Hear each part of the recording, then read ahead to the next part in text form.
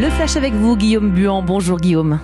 Bonjour Mélanie, bonjour à toutes et à tous. Une guerre et une absurdité au XXIe siècle. Déclaration du secrétaire général de l'ONU à son arrivée à Borodianka dans la banlieue de Kiev où les Ukrainiens accusent les Russes d'avoir commis des exactions pendant leur occupation de la région.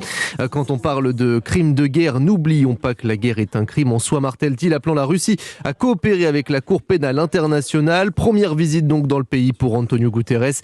Il s'est rendu ensuite à Boutcha où les Ukrainiens accusent Moscou de crimes de guerre. Il doit rencontrer le président Volodymyr Zelensky à Kiev cet après-midi. Au Canada, les députés adoptent une mention condamnant justement les actes de génocide contre le peuple ukrainien menés par la Russie et reconnaissent des crimes de guerre et des crimes contre l'humanité. Premier conseil des ministres depuis la réélection d'Emmanuel Macron et le dernier sans doute pour Jean Castex en tant que chef du gouvernement après 2 ans à Matignon.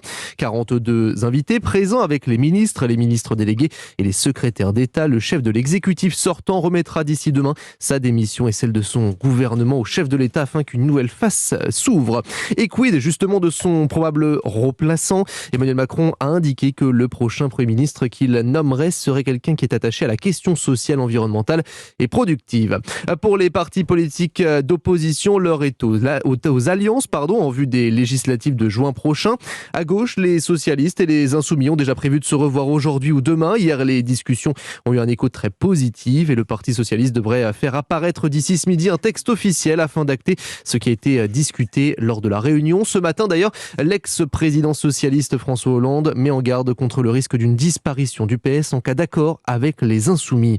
Au 4e jour du procès de la catastrophe de Brétigny, l'ex-patron de la SNCF Guillaume Pépi exprime sa très profonde compassion et totale solidarité envers les victimes.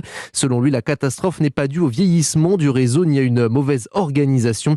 Le tribunal d'Evry juge pendant 8 semaines 2 filiales de la SNCF et un cadre cheminot. En 2013, 7 personnes avaient perdu la vie et plus de 400 autres ont été blessés dans le déraillement d'un train intercité.